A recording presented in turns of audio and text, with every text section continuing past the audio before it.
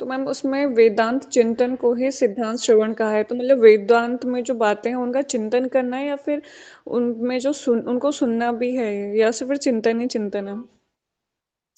चिंतन तो वो होता है जो आप अपने मन में कर रहे होते हैं ना, हाँ। उसके बाद वो है जैसे उसका चिंतन जो आपने पढ़ लिया वेदों में, जो आपने पढ़ लिया, फिर उसको आप अपने द्वारा अपने मन में ही उसका चिंतन कर रहे हो, वो चीज है अच्छा, चिंतन। मतलब मैम जो वेदों में पढ़ा सुना है उसका चिंतन करना है। हाँ, अपने अपने आप सोचना उसके बारे में, या उसके आगे जो भी चीज उसमें करना चाहते हो आगे, अपने मन में जो चिंतन है वो हो गया चिंतन। Okay okay ma'am. हम्म।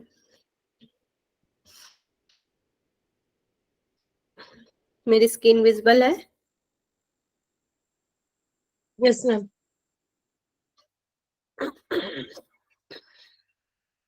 तो शॉर्ट में हम लेंगे हमने आज क्या कर चुके हैं अभी तक और क्या करेंगे। तो वशिष्ठ संहिता का 1150, इसमें वक्ता वशिष्ठ श्रोता शक्ति है। इसमें टोटल 8 अध्याय हमने पढ़ने 6 हैं, और हमने प्रथम द्वितीय और तृतीय अध्याय तक कल कर चुके हैं।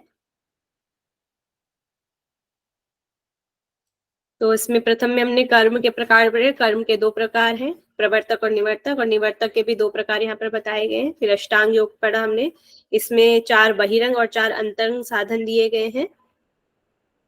और यम 10 प्रकार के, नियम भी 10 प्रकार के, और आसन भी 10 प्रकार के हैं। फिर द्वितीय अध्याय पढ़ा था हमने नाड़ी, देहमध्य, कंद, कुंडली।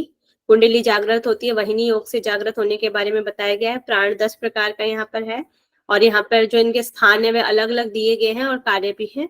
और मठ यहाँ पर बताया गया है, जल मूल फल से ऐसा मनोरम स्थान होना चाहिए। फिर नाड़ी शुद्धि की बताई गई है, नाड़ी शुद्धि में कुंभक का प्रयोग नहीं किया गया है। और फिर वहां पर नाड़ी शुद्धि के 4 लक्षण बताए गए।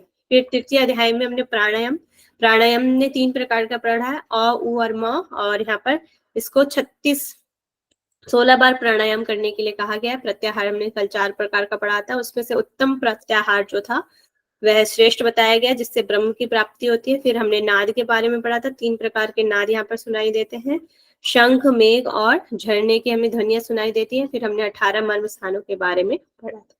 आज हम चतुर्थ अध्याय के बारे में पढ़ेंगे, इसमें पंचधारणा, ध्यान और समाधि। ठीक है, तो आगे हम पढ़ते हैं। और पंचम अध्याय में हमारा आत्मा का स्वरूप, जीव की 4 अवस्थाएं, सृष्टि का क्रम, राशि ग्रह का वर्णन किया गया है।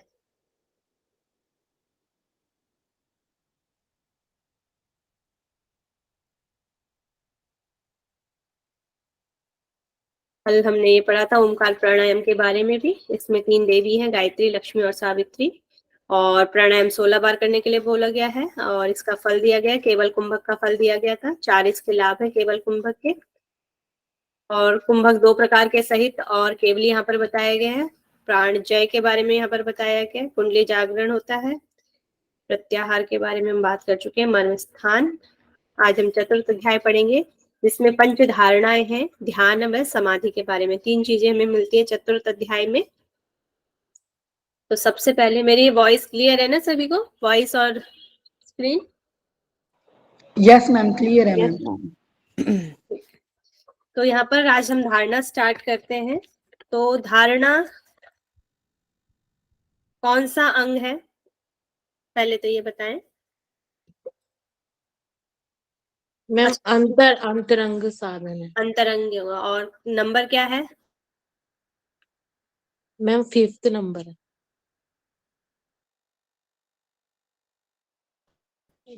6 है मैम।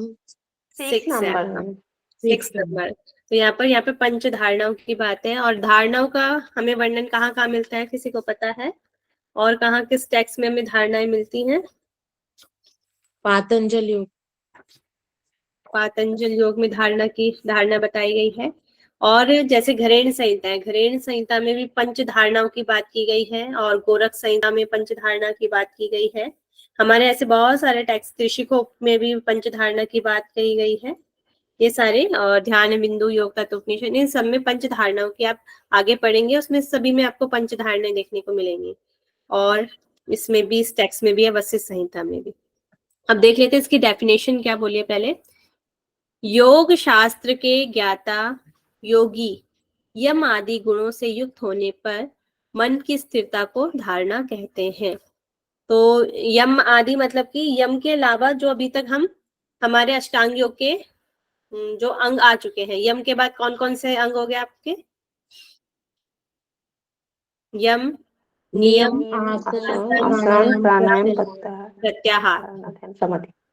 अब आ गया आपका धारणा। अभी तक हम प्रत्याहार तक जो भी कर चुके हैं, यम आदि गुण जो यम के साथ मतलब कि आपके प्रत्याहार तक जो गुण है उनसे युक्त होकर, मतलब एक के ये नहीं आपने यम कर लिया तो आप सीधा प्रत्याहार पे पहुंचेंगे या धारणा पे पहुंचेंगे, ऐसा नहीं बताया गया। इस टेक्स्ट में है कि एक एक करके आपको अगली सीढ़ी पर जाना है।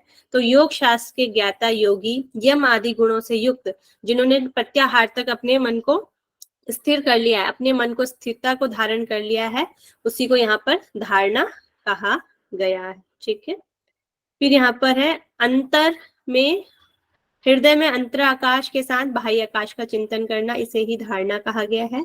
और उससे योगी आकाश विहारी बन सकता है। धारणा में हम क्या करते हैं?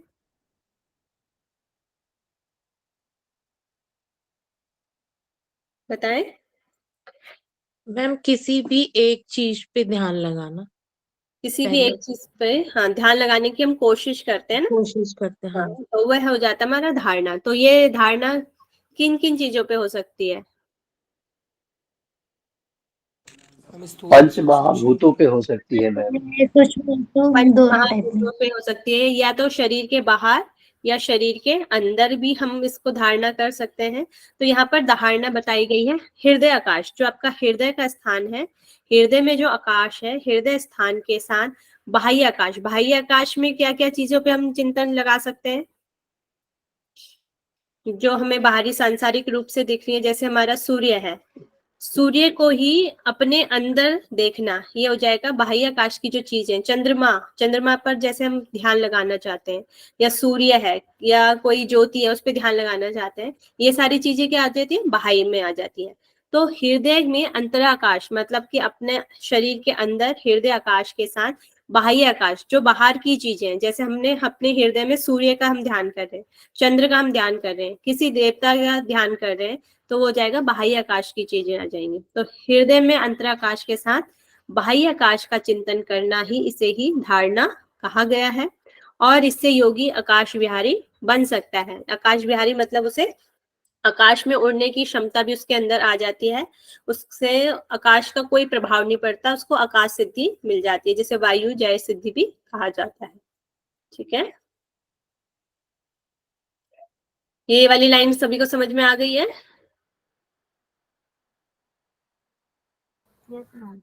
Yes ma'am. यहाँ पर बोला गया है पृथ्वी जल तेज, बोलिए। मैम ये अंतर आकाश और बाह्य आकाश का एक साथ चिंतन करना है, अलग अलग समय ना, मतलब इन दोनों में किसी में भी कर एक सकते साथ हैं? करने के लिए बोला गया है। अच्छा ओके के मैम। साथ बोला ना, के साथ। हाँ ठीक ओके है। मैम। पृथ्वी जल तेज वायु और आकाश में इनमें से 5 बीज वर्ण लम वम रम यह ह का चिंतन करना ही धारणा कही गई है। तो यहाँ पर आपकी 3 डेफिनेशन होगी यहाँ पर। एक तो ये यम आदि गुणों को करना है, सेकंड है हृदय आकाश, हृदय में अंतर आकाश का बाह्य आकाश को यहाँ पर चिंतन करना ही धारणा है। और पृथ्वी जो हमारे पंच महाभूत हैं उन पर बीज मंत्रों का चिंतन करना ही धारणा कही गई है। ठीक है, तो ये 3 डेफिनेशन इनमें से कहीं से भी आपका आ सकता है क्वेश्चन, तो इसका ध्यान रखिए। फिर यहाँ पर बुक में तो काफी डिटेल में दिया गया है, यहाँ पर शॉर्ट में आपके लिए ये चार्ट बनाया गया है, तो इसको देख लेंगे। तो यहाँ पर महाभूत का महा जो भूत है इन पर धारणा करने के लिए कहा गया है। और ऐसे ही घरेलू संहिता में भी हमें पंच तत्वों पर धारणा के लिए कहा गया है, और कहीं कहीं पर हमें चक्रों पर धारणा करने के लिए कहा गया, जैसे गोरख संहिता वगैरह है वहां पे चक्रों पर धारणा करने के लिए कहा गया। तो सब टेक्स्ट में अलग अलग दिया गया है। तो सबसे पहले है पृथ्वी, पृथ्वी महाभूत है, इसमें स्थान जो दिया गया है पांव से लेकर जानु, मतलब कि आपका जो घुटने वाला स्थान है, आपके पांव से लेकर जो घुटने तक का स्थान है वह पृथ्वी तत्व का माना गया है यहाँ पर। और पृथ्वी तत्व पे धारणा करनी है। उसका बीजाक्षर कौन सा है? लम उसका बीजाक्षर बोला गया है। देवता वहां के ब्रह्म है, और समय यहाँ का 5 घटी कहा गया है। 5 घटी में कितना समय होता है? 2 घंटे मैम। 2 घंटे का समय होता है, ठीक है। और फल इसका है पृथ्वी तत्व पर विजय प्राप्त हो जाएगी। पृथ्वी तत्व पे विजय प्राप्त करने का मतलब ये जो पृथ्वी में उसकी क्षमता आ जाती है, आपका पृथ्वी से कोई प्रभाव नहीं पड़ता, आप पृथ्वी के अंदर भी जा सकते हैं, ऐसी क्षमता जो आ जाती है। और पृथ्वी आपको मतलब कि कोई हानि नहीं पहुंचा सकती, तो वह पृथ्वी तत्व पे विजय प्राप्त कर लेता है। फिर ऐसे ही आ जाता है, सेकंड रहता है आप मतलब कि जल। आपको जल भी बोला जाता है। जल महाभूत जो है यह होता है आपका जानु से मूलाधार तक कहा गया है। इसका बीजाक्षर वम है और इसमें भी समय 5 घटी है, सभी में 5 घटी का समय दिया गया है। इस पे क्या हो जाता है, जल तत्व पे वह विजय प्राप्त कर लेता है। और इसमें एक और लाभ दिया गया है, यह इंपॉर्टेंट है, सभी रोगों से छुटकारा मिलता है जब हम जल महाभूत पर धारणा करते हैं, क्योंकि ये अलग है। और सब में तो हमें सेम मिल जाएगा कि पृथ्वी तत्व पे विजय प्राप्त हो जाएगी, जल तत्व पे विजय प्राप्त हो जाएगी, अग्नि से जलता नहीं है, वायु के समान बन जाएगा, ये तो हमें मिल जाएंगे। मगर यहाँ पर एक अलग है, जल का सभी रोगों से छुटकारा मिल जाता है। जो चीज अलग है उसको हमने अच्छे से लर्न कर लिया। फिर है आपका तेजस। तेजस हो गया आपका अग्नि। तो ये इसका स्थान मूलाधार से हृदय तक बताया गया है। इसका बीजाक्षर रम बताया गया है और देवता इसके रुद्र हैं और समय 5 घटी है। और इसमें क्या होता है, अग्नि से जलता नहीं है, ऐसी सिद्धि उसमें आ जाती है जो अग्नि पर धारणा करता है, तेजस पर धारणा करता है। फिर नेक्स्ट है वायु। वायु महाभूत है। वायु महाभूत का हमारे शरीर में हृदय से भूमध्य तक का जो स्थान है उसको बताया गया है। और इसमें यम बीजाक्षर का अपने धारणा करनी है, देवती है। और वायु के समान आकाश विहारी बन जाता है, आकाश में उड़ने की क्षमता उसे आ जाती है। फिर नेक्स्ट है आकाश। आकाश का स्थान आपका भूमध्य से लेकर ब्रह्मरंध्र तक है। इसमें बीजाक्षर हम है और इसमें देवता का ध्यान करना है, अव्यक्त देवता है इसमें। और 5 घटी का यहाँ पर समय दिया गया है। और फिर इसमें क्या बोला है, योगी जीवन मुक्त होगा, मतलब कि जीवन जीते ही वह मुक्त हो जाएगा। उसको 5वीं धारणा के सभी दुखों को दूर करने वाली है। अच्छा, ये 2 बार हो गया, इसको एक ही बार कर लेंगे। आकाश जो धारणा है उसमें भी क्या होता है, सभी दुखों से दूर करने वाली होती है।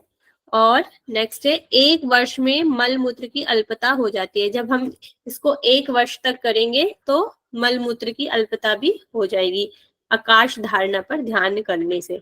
तो 2 चीजें हमें अलग मिलती हैं, एक तो आ जाता है आपका जल तत्व में और एक हो जाता है आपका आकाश तत्व में। आकाश तत्व में सभी दुखों को दूर करने वाली बताई गई है और जल जो तत्व है ये सभी रोगों से छुटकारा करने वाली होती है। ठीक है, ओके है। किसी को कुछ पूछना है तो पूछ सकते हैं। मैम ये मुक्त होगा, एक बार दोबारा बता दीजिए, वो आवाज ब्रेक हो गई थी वो। कौन सा? ये जीवन मुक्त होगा मतलब जीवन मरण से मुक्त होगा?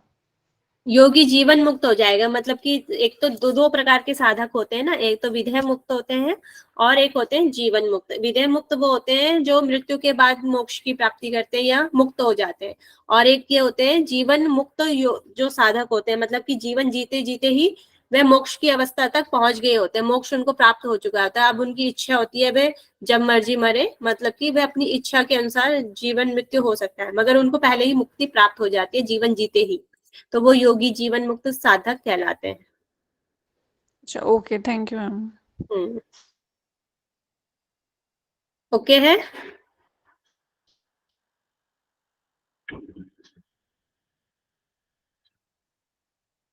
Yes ma'am. आगे देख लेते हैं। इन 5 स्थानों में प्राण वायु को धारणा करने से योगी अपने आसन वाहन आदि से किसी के द्वारा चालित नहीं किया जा सकता है। मतलब कि जो इन 5 स्थानों में प्राण वायु का धारणा करने से, मतलब कि जो 5 स्थान बताए गए हैं उन पर वायु से धारण करने से योगी अपने आसन और वाहन मतलब कि जो भी उनका आसन है या वाहन है आदि किसी के द्वारा चलायित नहीं किया जा सकता, कोई उन पर फोर्सफुली उनको वहां से हटा नहीं सकता है, या उनके द्वारा उन पर कोई उसका प्रभाव नहीं पड़ता है, वह किसी और से प्रभावित नहीं होते, जो उनकी इच्छा होता है वही करेंगे, किसी के द्वारा चलायित नहीं हो सकते, वे अपने द्वारा चलेंगे, इस तरीके से हम कह सकते हैं। नेक्स्ट है ध्यान। तो ध्यान की डेफिनेशन है, ध्यान चिंतन ही प्राणियों के बंधन और मोक्ष का कारण है। यहाँ पर डेफिनेशन अलग मिलती है, तो इसको हम लर्न करेंगे। जो ध्यान है, ध्यान क्या है, मतलब कि प्राणियों के बंधन और मोक्ष दोनों का कारण ध्यान बताया गया। अगर हम ध्यान में हम आगे चले जाते हैं तो हम मोक्ष की तरफ चले जाते हैं, मगर हम संसारिक रूप से नहीं मोक्ष की प्राप्ति कर पाते तो और संसार की तरफ आ जाते हैं तो ये बंधन का कारण हो जाता है। तो ध्यान से हम दोनों चीजें, अगर हम आगे बढ़ते रहेंगे, ध्यान हमारा समाधि की ओर चले जाएगा तो हमें मोक्ष की प्राप्ति हो जाएगी, अगर हम संसारिक मोह माया में जाएंगे तो हम बंधन की तरफ चले जाते हैं। इसलिए ये दोनों ही चीजें, ध्यान के माध्यम से दोनों चीजें, बंधन भी है और मोक्ष भी है। इसीलिए तो ध्यान ही प्राणियों के बंधन और मोक्ष का कारण है। ध्यान अभ्यास के लिए किस किस चीजों की जानकारी होती चाहिए, मतलब कि हमें किन किन चीजों का ज्ञान होना चाहिए जब हम ध्यान की अवस्था तक पहुंच रहे हैं। तो जो हमारे शरीर में मर्म स्थान है उनका हमें ध्यान, मतलब कि वह उसकी हमें जानकारी होनी चाहिए। नाड़ियों के संस्थानों की, जो जितनी भी हमारे शरीर में नाड़ियां हैं उनके बारे में हमें पता होना चाहिए, कहाँ से उनका गम स्थान है, कहाँ तक वे जा रहे हैं, इस चीजों की हमें जानकारी रहनी चाहिए। तथा वायु के स्थान, और जो हमारे शरीर में वायु के जो स्थान है उनकी हमें जानकारी होनी चाहिए। तथा कार्यों को पृथक पृथक ध्यान का अभ्यास करना चाहिए। तो ये क्वेश्चन यहाँ पर बन सकता है कि आपका ध्यान के अभ्यास से पहले किन किन चीजों की जानकारी होनी चाहिए। तो क्या क्या चीजें होगी आपकी, मर्म स्थान, नाड़ियां, वायु का स्थान और उनके कार्य, इन सभी चीजों का हमें जानकारी होनी चाहिए ध्यान से पहले। फिर यहाँ पर बताया है, निज स्वरूप को तत्व मन से चिंतन करना ही ध्यान कहलाता है। जो हमारा निज स्वरूप है, हमारे अंदर जो आत्म तत्व है, उसे मन से चिंतन करना ही यहाँ पर ध्यान कहलाता है। ठीक है, निज स्वरूप के तत्व को मन से चिंतन करना ही ध्यान कहलाता है, यहाँ पे मन से करने के लिए कहा गया है। फिर यहाँ पर ध्यान के 2 प्रकार बताए गए हैं, सगुण 5 प्रकार का और निर्गुण 1 प्रकार का बताया गया। तो टोटल आपके हो जाएंगे 6 प्रकार के। Okay, slide. Yes yes ma'am. Ma'am. Yes, ma'am. फिर निर्गुण के बारे में 1 प्रकार है, तो जैसे निर्गुण ध्यान, ब्रह्म के समान में बनूं, ब्रह्म के समस्त गुण जैसे ज्योतिर्मय, शुद्ध, नित्य, अजर आदि मैं ही हूँ, अर्थात मैं ही ब्रह्म हूँ, ऐसी संवेदना होना ही निर्गुण ध्यान है। उपनिषदों में भी इस तरीके का वर्णन मिलता है। वहां पर क्या बोला गया है, आजकल उपनिषद पढ़ रहे हैं ना, अहम ब्रह्मास्मि करके हाँ, अहम ब्रह्मा, मैं ही ब्रह्म हूँ, इस तरीके का जो ध्यान है, यहाँ वही बात यहाँ पर की गई है कि निर्गुण ध्यान, ब्रह्म के समान मैं बनूं, ब्रह्म के समस्त जैसे गुण है, जैसे ज्योतिर्मय है, शुद्ध है, नित्य है, अजर है, बहुत सारी उसमें जो आपकी बुक है उसमें बहुत सारी विशेषताएं यहाँ पर बताई गई है इसके लिए। जैसे आपका है, एक तत्व है, ज्योतिर्मय है, आदि है, अनंत है, विराट है, सूक्ष्म है, इस तरीके से बहुत सारी चीजें वहां पर दी गई है। अर्थात मैं ही ब्रह्म हूँ, ऐसा वहां पर बताया गया है। तो ऐसी संवेदना होना ही निर्गुण ध्यान यहाँ पर बताया गया है। जैसे ब्रह्म है वैसा ही मैं बन जाऊं, इसी को यहाँ पर निर्गुण ध्यान कहा गया है। ठीक है, फिर यहाँ पर सगुण ध्यान के बारे में बताया गया है। सगुण ध्यान में 5 प्रकार के सगुण ध्यान है, मुख्यतः हृदय कमल एवं विष्णु के स्वरूप पर आधारित है। तो यहाँ पर जो ये हृदय कमल पर और स्वरूप पर आधारित यहाँ पर बताए गए हैं। हृदय कमल में, जो हृदय कमल में यहाँ पर एक कमल के फूल का बताया गया है, वह किस तरीके का ऐसा है वो देख लेते हैं। 12 अंगुल नाल वाला है, 4 अंगुल विस्तार वाला है, 8 दल युक्त है और केसर युक्त कणिका इसमें है। तो हृदय कमल पर ध्यान के लिए बोला गया है। 12 अंगुल नाल वाला, तो नाल क्या है, जैसे इसकी जो डंडी है ये 12 अंगुल वाली है, ऐसा यहाँ पर बताया गया है। 4 अंगुल विस्तार वाला है और जो इसकी चौड़ाई है या इसका वो है, ये 4 अंगुल बताई गई है और इसमें 8 दल युक्त है और जो इसकी जो पंखुड़ियां हैं इसमें जो दल है वे 8 बताए गए हैं और केसर युक्त कणिका जो बीच में जो रहता है फूल के बीच में जो पार्ट होता है उसको केसर युक्त कणिका यहाँ पर बताई है, केसर के रंग की यहाँ पर बताई गई है। ठीक है, फिर यहाँ पर विष्णु नारायण की बहुत सारी विशेषताएं यहाँ पर बताई गई हैं, उसमें से कुछ मैंने यहाँ पर लिखी हैं। तो विष्णु की विशेषताएं यहाँ पे बताई है, ये वसुदेव हैं, जगन्नाथ हैं, नारायण हैं, चतुर्भुज यहाँ पर बताया गया है, शंख चक्र गदाधारी यहाँ पर बताए गए, शंख चक्र और गदाधारी बताए गए हैं, मुकुटधारी मुकुट को धारण किए हुए हैं, कमल पत्र के समान नेत्र वाले हैं, इनके जो नेत्र हैं कमल के समान हैं, पूर्ण चंद्रमा के समान मुख वाले हैं, जैसे पूर्ण चंद्रमा होता है उसके समान मुख वाले हैं और पीत वस्त्रधारी हैं, यहाँ पर पीले रंग के कपड़े पहने हुए हैं, पीत वस्त्रधारी, ऐसी विशेषताएं दी गई हैं। और भी काफी सारी विशेषताएं इसमें दी गई हैं, एक बार मैं पढ़ लेती हूँ।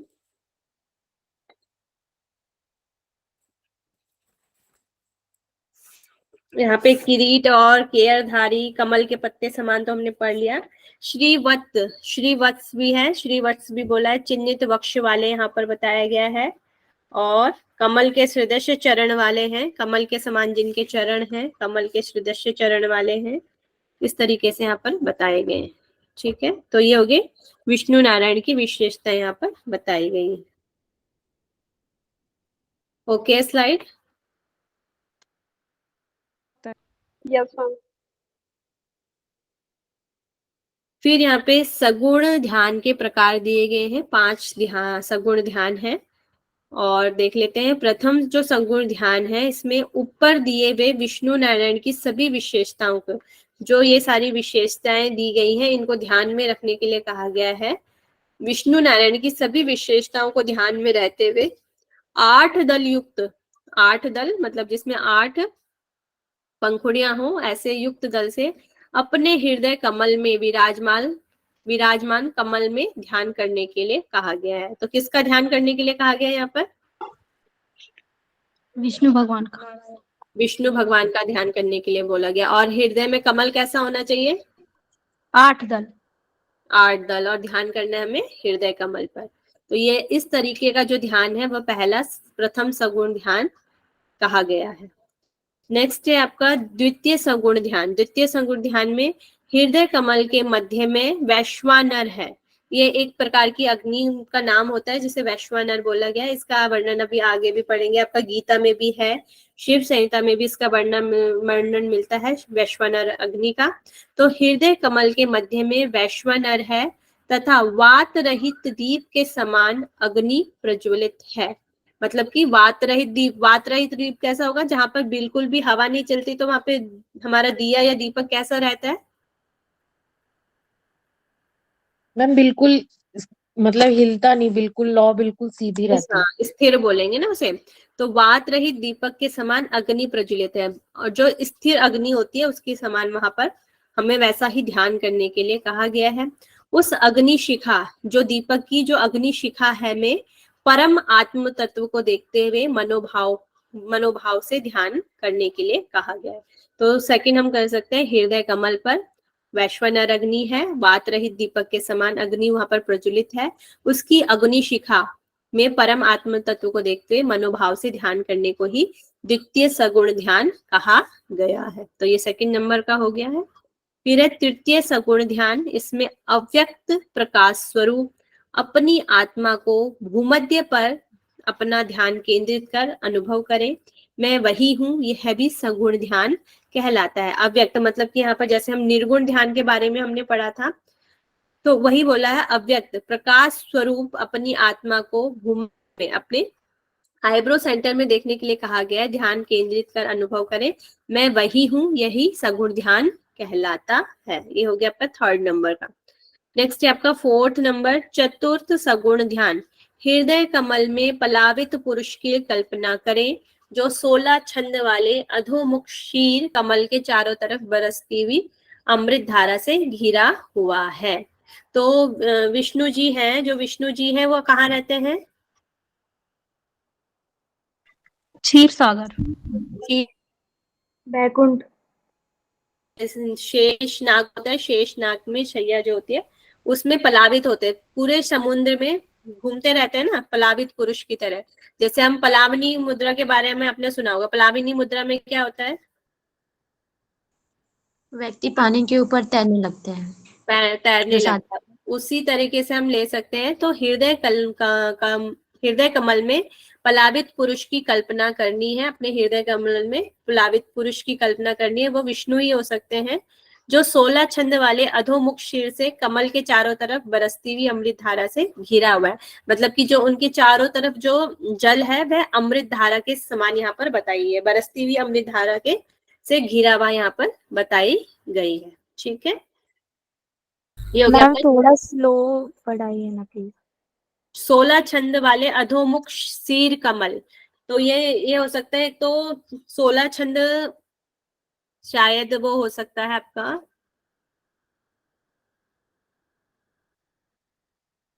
यहाँ पे दो मैम मीनिंग जो इसके। हाँ बोलिए। जो शेषनाग वैसा वो बना बना है उसी को बोल रहे हैं क्या? उसका अलग अलग मुंडी दिख रहा है उसी को? नहीं नहीं नहीं, 16। वो नहीं होगा।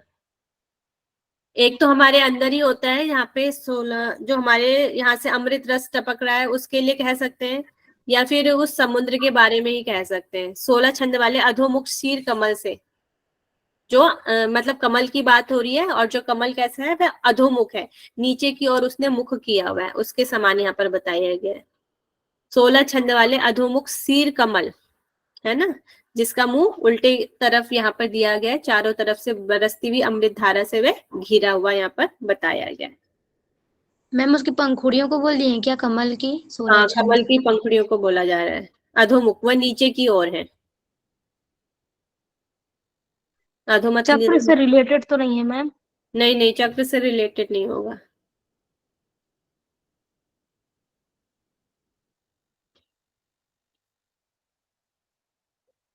फिर नेक्स्ट आता है आपका पंचम सगुण ध्यान, यहाँ पर बताया गया है। यहाँ पर सूर्य मंडल नाभि स्थान पर ध्यान करें तथा उसमें पद्मासन स्थित समस्त विश्व को दीप्तिमान करने वाले हेम पुरुष यहाँ पर बोला गया है स्वर्ण रूप पुरुष, स्वर्ण मतलब सोने के समान जिसका कलर हो, ऐसे पुरुष का ध्यान करते हुए मैं वही हूँ की भावना करना भी उत्कृष्ट ध्यान बताया गया है। ये पंचम ध्यान है। तो ये वाला ध्यान हमें सूर्य मंडल पर करने के लिए कहा गया है। सूर्य मंडल पे पद्मासन में स्थित बताया गया है, और हेम पुरुष का ध्यान करने के लिए यहाँ पर कहा गया है। हेम पुरुष हो गया मतलब कि सोने के समान वाला जो पुरुष है, ऐसा मैं वही हूँ की भावना करनी है, और उत्कृष्ट ध्यान यहाँ पर बताया गया है। तो इसमें ये सारी चीजें अपने आप को ही मानना है। यहाँ पर वो कह रहे हैं कि जो हेम पुरुष जैसे वैसे ही अपने आप को मानना है, वैसी ही भावना रखनी है, उसी को यहाँ पर पंचम ध्यान कहा गया है। ठीक है, तो ये आपके 5 प्रकार के ध्यान हो गए हैं। इनको हम शॉर्ट में देख लेते हैं अभी लर्न करने के लिए। तो यहाँ पे जो सगुण ध्यान है, सबसे पहले वो होगा आपका हृदय कमल में। उसके देव क्या है? विष्णु नारायण है। उसके विशेषताएं क्या है? चतुर्भुज है, शंख है, गदा है, चक्र है, पीत वस्त्रधारी यहाँ पर बताए गए। इसका फल कोई भी नहीं दिया गया है। द्वितीय में हृदय कमल के मध्य में वैश्वानर अग्नि का, और यहाँ पर देव है। आत्म तत्व के साथ यहाँ पर ध्यान करने के लिए कहा गया है। यहाँ पर अग्नि के समान वात रहित दीप शिखा की बात हुई है। फिर नेक्स्ट है तृतीय में ये भूमध्य पे ध्यान करने के लिए कहा गया है। यहाँ पर जो देव है अव्यक्त आत्मा का देव का ध्यान करना है, और यहाँ पर विशेषता भी अव्यक्त जगत का कारण है, वही बताया गया है। फिर चतुर्थ में भी स्थान हृदय कमल है। यहाँ पर जो देव है पलावित पुरुष है, इसमें 16 छंद वाले अमृत धारा से घिरा हुआ, ऐसा यहाँ पर बताया गया है। यहाँ पर इसका फल भी दिया गया है, जो 6 मास में मृत्यु को जीतने वाला बन जाता है, जो हृदय कमल में पलावित पुरुष का ध्यान करता है, और 1 वर्ष में जीवन युक्त, सॉरी ये मुक्त होगा, 1 वर्ष में जीवन मुक्त हो जाता है। ठीक है, और फिर पंचम में सूर्य मंडल पर ध्यान करने के लिए बोला गया है। यहाँ पर स्वर्ण रूप पुरुष का हरि का ध्यान करने के लिए कहा गया है। यहाँ पर पद्मासन में हरि बैठे हुए हैं, और मुकुट आदि से विभूषित यहाँ पर बताए गए हैं, और इसका लाभ भी दिया गया। इस संसार में मोक्ष मार्ग को जाते हैं जो सूर्य मंडल पर ध्यान करते हैं। तो ये शॉर्ट में हो गया आपका, शॉर्ट में लर्न करने के लिए हो गया कि कैसे कहाँ पर किस चीज का हमें ध्यान करने के लिए कहा गया है। तो ये 5 प्रकार के आपके सगुण ध्यान हो गए हैं। ओके है, ठीक है, तो बताएं नहीं तो कुछ पूछ। मैम जो तृतीय वाला है ना, जिसमें बोला है कि मैं विष्णु हूँ, और जैसे कि निर्गुण वाला निर्गुण ध्यान है, उसमें तो बोला है जैसे कि ब्रह्म हूँ ये नहीं सोचना है। इनमें कंफ्यूजन हो रहा है मैम। ये वाला निर्गुण ध्यान में या इसी में ना? हाँ मैम, निर्गुण ध्यान में और तृतीय वाले में, जैसे इसमें बोला है कि मैं वही हूँ और उसमें बोला है कि मैं ब्रह्म हूँ ये नहीं सोचना है। इन दोनों में डिफरेंस क्या है? वो ब्रह्म में बनू है, नहीं बनू नहीं है, मैं बनू, ब्रह्म के जैसा ही मैं बनू ना।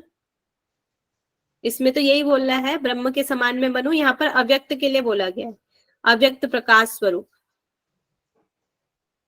वो भी निर्गुण ध्यान है, ये भी निर्गुण है। इसमें भी उन्होंने कोई भी मतलब किसी पुरुष का ध्यान करने के लिए नहीं बोला गया है, एक प्रकाश स्वरूप का ध्यान करने के लिए बोला गया है, किसी प्रकाश के ध्यान के लिए बोला गया है।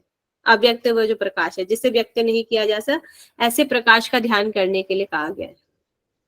मतलब नहीं मैम, जैसे इसमें बोला है कि मतलब इसमें इसमें ये सोचना है कि मैं वही हूँ, और जो निर्गुण ध्यान है उसमें ये सोचना है कि ब्रह्म मैं जैसा बन ब्रह्म, जाऊं, ये मैं निर्गुण ब्रह्म, ध्यान है। हाँ मैं ब्रह्म जैसा बनूं, जो उसके गुण है वो भी मेरे में ही आ जाए, ऐसे जो गुणों का ध्यान करना है वह निर्गुण ध्यान है। अच्छा, और मैं वही हूँ से क्या अर्थ होगा मैम जैसे? मैं वही हूँ मतलब कि जो प्रकाश स्वरूप है, या जो वो मतलब कि जो वो विष्णु ब्रह्म जी। है। हाँ, विष्णु जी तो यहाँ पर नाम नहीं दिया गया, प्रकाश के लिए ध्यान दिया गया है। विष्णु विष्णु जी भी कह सकते हैं, जब हम सगुण ध्यान के बारे में बात कर रहे हैं तो उनका जो विष्णु जी का जो अव्यक्त रूप होगा उसको हम कह सकते हैं। Okay ma'am. ओके है। Yes ma'am. अब हम आगे समाधि देख लेते हैं। तो जीवात्मा और परमात्मा की एकता ही समाधि है, ऐसा वर्णन हमें और कहाँ मिलता है? हठ योग प्रदीपिका में। हठ योग प्रदीपिका। जितने भी हमारे टेक्स्ट हैं सब में ज्यादातर यही हमें जो डेफिनेशन मिलती है समाधि की मिलती है, जीवात्मा और परमात्मा की एकता ही समाधि है। जैसे जैसे ध्यान चलता रहेगा वैसे वैसे ही समाधि आती रहेगी। जैसे ध्यान हमारा बहुत आगे बढ़ता चला जाएगा, बढ़ता चले जाएगा, वैसे ही हमारी क्या आ जाएगी, समाधि की स्थिति आती रहेगी। ध्यान से ही आत्मा को आत्मा में लगाना चाहिए। ध्यान के माध्यम से ही जो हमारी आत्मा है उसे उस ईश्वर तक लगाना चाहिए, ऐसा यहाँ पर बोला गया है। और समाधि से भवपाश को दूर किया जा सकता है। मतलब जो समाधि है उससे इस भवपाश, मतलब यह जो संसार है इस संसार से दूर किया जा सकता है। इस संसारिक मोह माया को हम दूर कर सकते हैं समाधि से। फिर यहाँ पर जैसे हमने अभी ध्यान के बारे में पढ़ा वैसे ही यहाँ पर समाधि के बारे में दिया गया है। तो जैसे हमने निर्गुण ध्यान के बारे में पढ़ा, तो यहाँ पर इसको निर्गुण समाधि से, और ये जो हमारे 5 सगुण जो ध्यान है उससे हम यहाँ पर कोरिलेट यहाँ पर कर सकते हैं।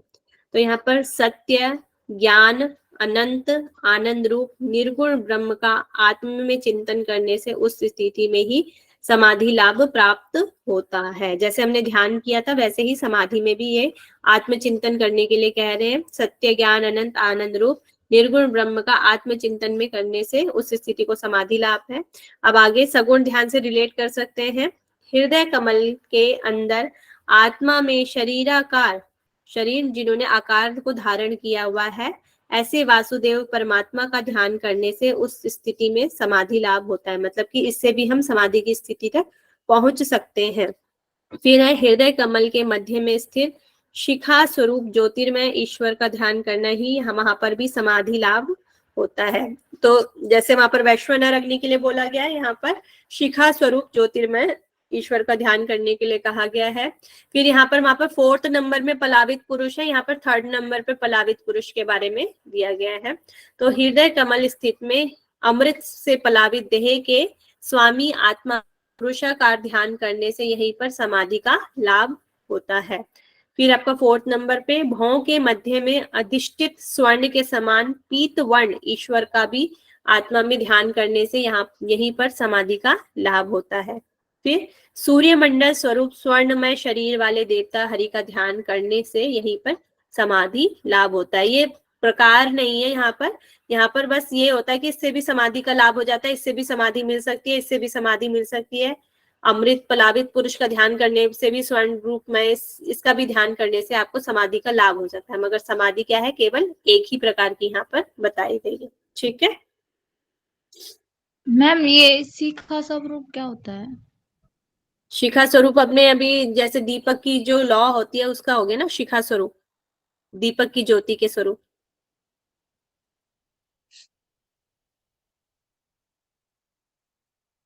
Okay slide. Yes ma'am. Ma'am. फिर यहाँ पर हमारे जो अष्टांग योग है वो समाप्त हो जाता है। फिर उसमें अष्टांग ज्ञान का क्या लाभ है, जो हमने अभी तक अष्टांग योग किया गया है उसके लाभ बताए गए हैं। तो नित्य कर्मानुष्ठान करने वाला, जो अष्टांग योग का नित्य ही रोज ही उसका कर्मानुष्ठान करने वाला है, उसको मुक्ति की प्राप्ति हो जाती है। फिर नित्य अध्ययन करने वाला, जो अष्टांग योग का रोज नित्य अध्ययन करता है, वह सभी पापों से मुक्ति व सत्य का जानकार हो जाता है।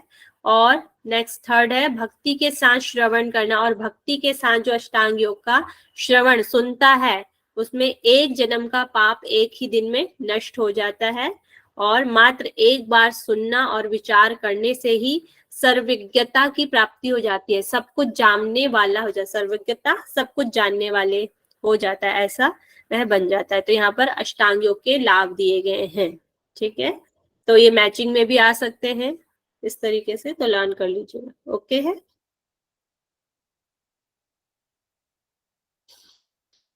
Yes ma'am. तो यहीं पर आपका चतुर्थ अध्याय कंप्लीट होता है, यहाँ से पंचम अध्याय शुरू होता है। बढ़ा दे इतना ही। मैम एक बार वो पीछे वाली साइड वापस दिखाना ma'am. Yes ma'am. Ma'am starting का भी दिखाइएगा ना। अभी बाद में स्लाइड्स बाद में दिखा दूंगी, अभी क्लास के ओवरऑल। नेक्स्ट पंचम अध्याय में चलिए थोड़ा सा पढ़ लेते हैं, फिर पढ़ेंगे। तो पंचम अध्याय में पढ़ेंगे जीव की मैम 4 पंचम अवस्थाएं। क्या कह रहे हैं? कल ही हो जाएगा मैम, अब पंचम अध्याय ज्यादा हो जाएगा आज के लिए। ज्यादा हो जाएगा, चलिए ठीक है।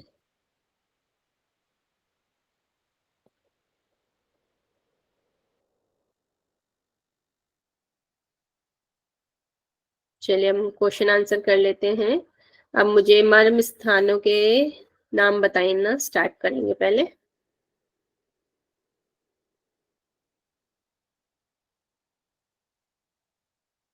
अभी लेफ्ट नहीं करना है, चलो रेज योर हैंड जिसको लर्न है। मर्म स्थान प्रियंका जी, चलिए बताइए। पादंगुष्ठ, गुल्फ संधि, पिंडिका मध्य, जानु मूल, जानु उरु मध्य, पायु मूल, देह मध्य, लिंग, नाभि, हृदय, हृदय मध्य, कंठकूप, जीवा मूल, फिर उसके बाद नासा मूल, नेत्र प्रदेश, भूमध्य, ललाट, ब्रह्मरंध्र। वेरी गुड, आपने लर्न कर लिए हैं। यस मैम, लर्न कर लिया मैंने। चलिए ट्रिक बताइए लर्न करने की, आपने कैसे लर्न किए? ऐसे ही 10 बार पढ़ लिया, याद हो गया। अच्छा अच्छा, चलिए वेरी गुड। और कौन बताएगा?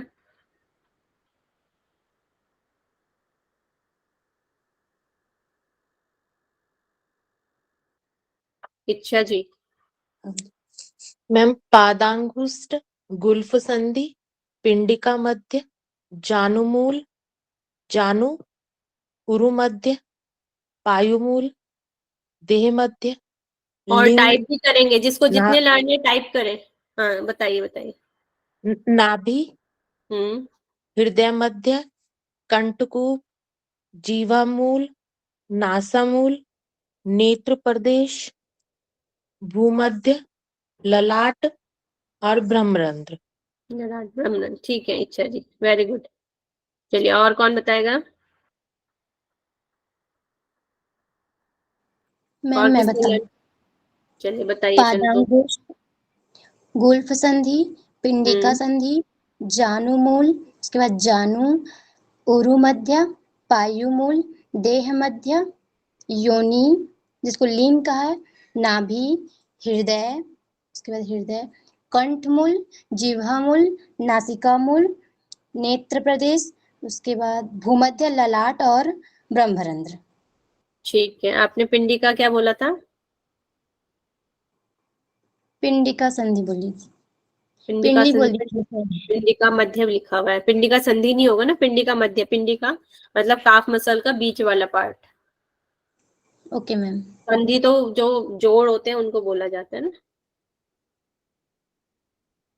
वैसे आपने पूरे सही लर्न किए हैं, ठीक है। आगे आगे किसी और ने लर्न किए हैं? प्रियंका जी, हाँ जी बताइए। पाद अंगुष्ठ, गुल्फ संधि, पिंडिका मध्य, जानुमूल, जानु उरु मध्य, देह मध्य, नाभि, हृदय मध्य, कंठकूप, जीवामूल, नासामूल, नेत्र प्रदेश, भूमध्य, ब्रह्मरंध्र, ललाट। उन्होंने क्या गलती की है, कौन बताएगा? मैम एक तो लिंग छोड़ दिया हम्म और और पहले पहले ललाट आएगा फिर ब्रह्मरंध्र। वायुमूल। इच्छा जी ने सही बताया है, तो पता चल गया आपको। संतोषी जी बोल रही थी ना? नहीं, अभी किसने सुना? प्रियंका वर्मा ने मैम। प्रियंका वर्मा जी, पता चल गया अपनी गलती प्रियंका जी? Yes ma'am. हाँ जी, अच्छे से लर्न कर लीजिएगा, ठीक है। मैम ये सीरीज में याद होने चाहिए या आगे पीछे नहीं हो हाँ, सकते क्या? सीरीज में भी आपके आ सकते हैं ना, जैसे बताएंगे कि इनको स्टेप से लगाओ, क्रम से लगाओ, तब आपको लर्न होने चाहिए कि देह मध्य पहले आएगा या पायुमूल पहले आएगा, तो इसको सीक्वेंस से आपने लाइन लर्न करना है, ठीक है। Okay ma'am. ठीक है, चलिए अब मैं क्वेश्चन आंसर कर लेती हूँ। हमारे कितने वशिष्ठ संहिता में कितने अध्याय दिए गए हैं? मैम 8 8 अध्याय अध्याय से दिए 6 करने हमें। पढ़ने कितने हमें? 6 मैम। 6। योगाख्यान कौन से हैं? पहले वाले मैम, पहले। पहले 4। नाद का वर्णन किस अध्याय में मिलता है?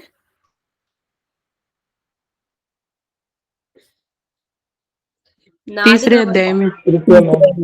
तीसरे अध्याय में मिलता है। आसन का वर्णन किस अध्याय में मिलता है? प्रथम अध्याय। प्रथम अध्याय में। प्राणायाम किस अध्याय में मिलता है? तीसरे अध्याय में। तीसरे अध्याय। प्राणायाम कितने प्रकार का है? 3 मैम। 3 प्रकार का। प्रत्याहार कितने प्रकार का है? 4 मैम। 4 प्रकार का। मर्म स्थान कितने हैं? 18। 18। 18 दिए गए हैं। धारणा कितने प्रकार की हैं? 5 मैम। 5 प्रकार की। ध्यान कितने प्रकार के हैं? 2 प्रकार के मैम। 2 प्रकार के। 2 प्रकार के दिए गए। समाधि कितने प्रकार की है? 1 मैम। 1 प्रकार की। देह मध्य का आकार क्या है?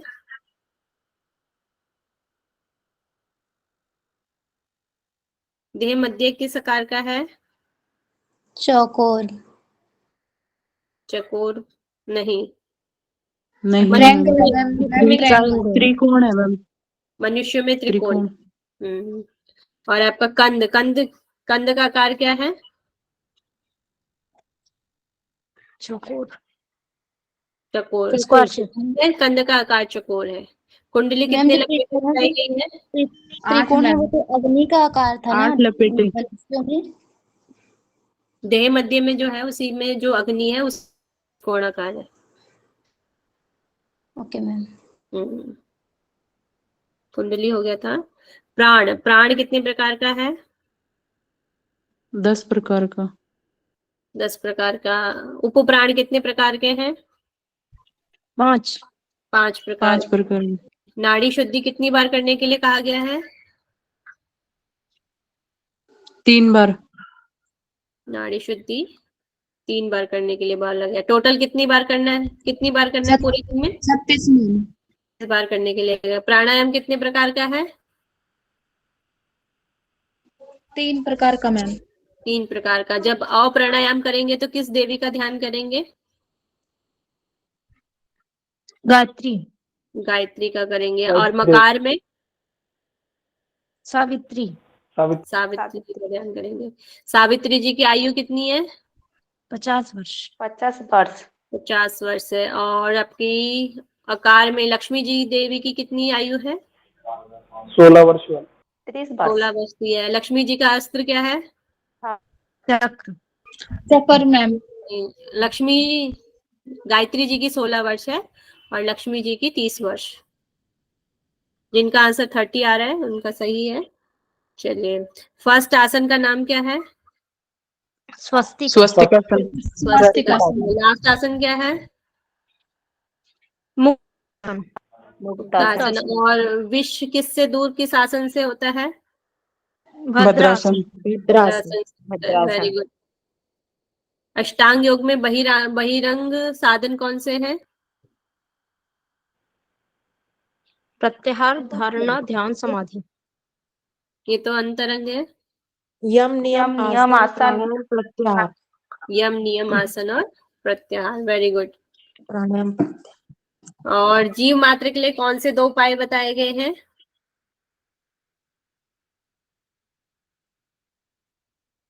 जीव मात्र क्वेश्चन दोबारा बोल दीजिए। जीव मात्र के लिए जो 2 उपाय बताए गए हैं वो कौन से हैं? मोक्ष के लिए 2 उपाय कौन से हैं? प्रवर्तक और निवर्तक मार्ग। प्रवर्तक और निवर्तक कर्म। Very good. और निवर्तक कर्म कितने प्रकार के हैं? 2 कौन कौन से? बाह्य और अभ्यंतर। बाह्य और अभ्यंतर। इन दोनों में से कौन से श्रेष्ठ है? अभ्यंतर। अभ्यंतर। अभ्यंतर। जो हमारे बाह्य निवर्तक कर्म होते हैं उसमें हमें कैसे कर्म करने होते हैं? शारीरिक। शारीरिक रूप से या प्रयोगात्मक करने होते हैं। और जो हमारे अभ्यंतर कर्म होते हैं वे कैसे होते हैं? मानसिक। मानसिक और वेद। मानसिक होते हैं। मानसिक रूप से उन्हें हमें करना होता है।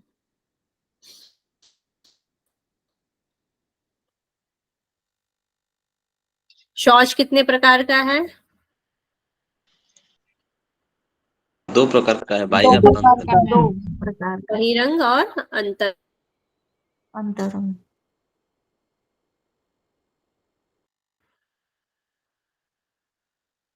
बहिरंग शौच के लिए क्या यूज मिट्टी और करेंगे? मिट्टी और जल। मिट्टी और मिट्टी और जल। और अंतरंग शौच के लिए धर्माचरण और अध्यात्म विद्या। मन की शुद्धि। धर्माचरण और अध्यात्म विद्या का प्रयोग करेंगे। ठीक है। और जब कितने प्रकार के होते हैं? मैम 3 बताए हैं इसमें। उच्च 3 बताइए। कौन कौन से जप है? उच्च जप, उपांशु और मानस जप। श्रेष्ठ जप कौन सा है? मानस। मानस। मानस बताया गया। चलिए, वेरी गुड। हमारा शरीर कितने अंगुल है? 96 अगर मुख्य नाड़ियां कितनी है? 14 मैम। 14। संपूर्ण शरीर में कौन सा प्राण होता है? समान। समान प्राण है। अब कंद, मुख, नासिका, हृदय, नाभि और पादंगुष्ठ में कौन सा प्राण है? प्राण। प्राण। प्राण, केवल प्राण है। ठीक है। आंख की मध्य गुटिका में कौन सा प्राण है? ज्ञान। व्यान बताया गया। Very good.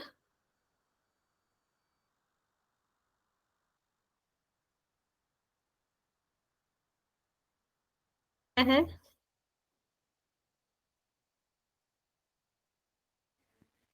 स्नान। आवाज आ रही है मेरी? मैम दोबारा बोल दीजिए। स्नान। स्नान कितनी बार बताया गया है? 3 बार। 3 बार मैम। त्रिकाल। त्रिकाल करने के लिए बोला गया है। चलिए, ठीक है। और नाड़ी शुद्धि के चिन्ह कितने हैं? 4 है मैम। 4 कौन बताएगा? Raise your hand. किसका रेज हुआ है? सौरभ जी बताएंगे। मैम शरीर का हल्कापन, शरीर में कांति, जठर अग्नि का बढ़ना और नाद अभिव्यक्ति। नाद अभिव्यक्ति। Very good. सही बताया आपने। आधारभूत उपनिषदों में आधारभूत किसे कहा गया है? प्रियंका जी। ओम को कहा गया है। चलिए, वेरी गुड।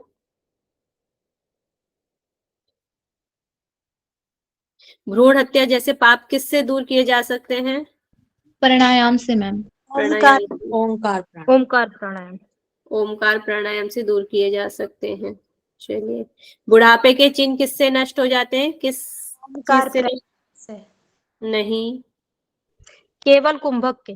केवल कुंभक से। Very good.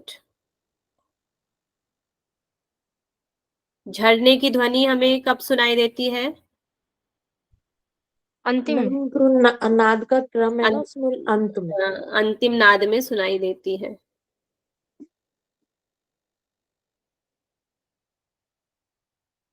प्राणायाम की डेफिनेशन बताएंगे?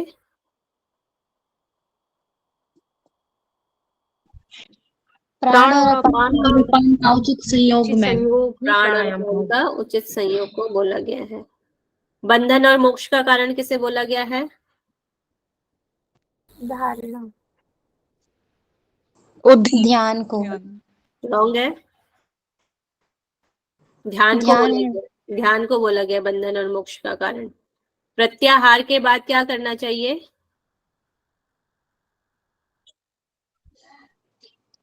धारणा, धारणा करनी चाहिए। अंतराकाश के साथ बाह्य आकाश का ध्यान चिंतन करना क्या कहलाता है? धारणा। धारणा कहलाता है। अब हम धारणा की बात कर लेते हैं। मूलाधार से हृदय तक कौन सा तत्व है? तेजस। तेजस, अग्नि। अग्नि। भूमध्य से ब्रह्मरंध्र तक कौन सा महाभूत है? कौन? आकाश। आकाश। आकाश बताया गया। Very good. कितने समय तक हमें? 2 घंटे, 5 घंटे। 5 घंटे तक यहाँ पर धारणा करने के लिए कहा गया है। सभी रोगों से मुक्त हो जाते हैं, सभी रोगों से छुटकारा मिल जाता है, कौन से तत्व पर धारणा करने से प्राप्त होता है? जल में। जैसे मल मूत्र की अल्पता किस धारणा से होती है? आकाश। आकाश से होती है। वायु के समान आकाश बिहारी किस तत्व से बनते हैं? वायु से। ध्यान करने से पहले क्या क्या चीजें हमें किस किस चीज की जानकारी होनी चाहिए? मर्म स्थानों की और नाड़ियों के स्थान, वायु के स्थान और ध्यान करना। वायु के स्थान, मर्म स्थान और नाड़ियों के स्थान। Very good. निर्गुण ध्यान में किसका ध्यान करने के लिए कहा गया है? ब्रह्म का। ब्रह्म का ध्यान करने के लिए कहा है। सगुण ध्यान में किस देव का ध्यान करने के लिए कहा गया है? विष्णु भगवान। विष्णु। हृदय कमल है वो कितनी नाल वाला है? 12। 12 वाला। ठीक है। और विष्णु जी ने किस कलर के वस्त्र धारण कर रखे हैं? पीताम्बर। पीताम्बर वस्त्र धारण कर रखे हैं। सूर्य मंडल में स्वर्ण पुरुष का ध्यान कौन सा सगुण ध्यान है? पंचम सगुण। पलावित पुरुष की कल्पना करके जो ध्यान करना है वह कौन सा नंबर का ध्यान है? चतुर्थ ध्यान है। चलिए, ठीक है। सर्वज्ञता की प्राप्ति किससे होती है अष्टांग योग के लाभ में?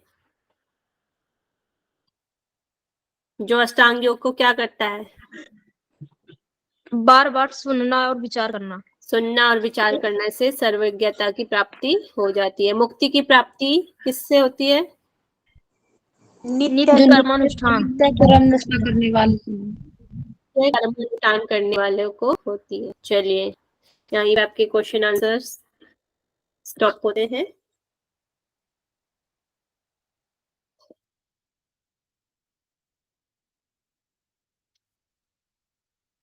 हम कर लेते हैं प्रेयर। सभी अपना कमर गर्दन सीधा करेंगे।